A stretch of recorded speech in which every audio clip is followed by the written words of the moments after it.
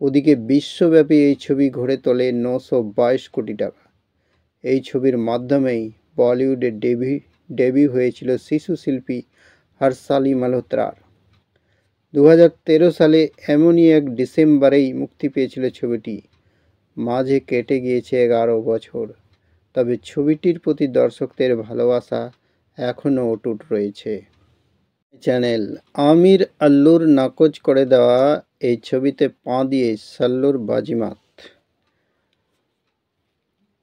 যে ছবি দেখে মুখ ঘুরিয়েছিলেন আল্লু অর্জুন ও আমির খান, সেই ছবিতে অভিনয় করে মূল বাজেটের প্রায় 10 গুণ বেশি টাকা পরিচালকের ঘরে তুলেছিলেন সলমান খান।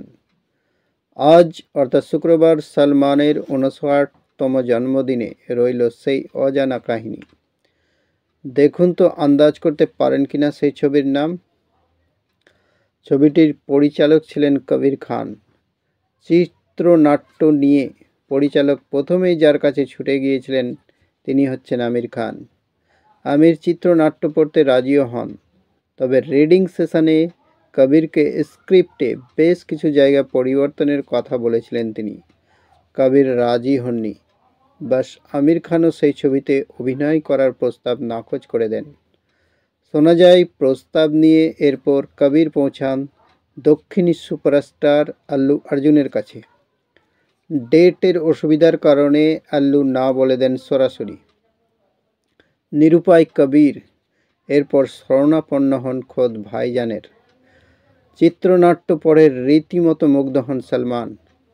পাকিস্তানের এক মূক বধির মেয়ের ভারত সীমান্তে হারিয়ে যাওয়া ও নিজের জীবন বিপন্ন করে এক ভারতীয়র তাকে উদ্ধারের গল্প শুনে আবেগপ্রবণ হয়ে পড়েন সলমান, জানান খোদ পরিচালক কবির খানি।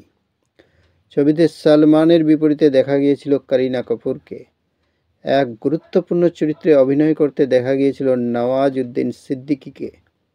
বুঝতেই পারছেন কোন ছবির কথা বলা হচ্ছে। ছবির নাম হচ্ছে বজরঙ্গি ভাইজান। প্রায় 90 কোটি বাজেটে তৈরি হয়েছিল এই ছবি। শুধুমাত্র ভারতে এই ছবির আয় হয় 320 কোটি 34 লক্ষ টাকা।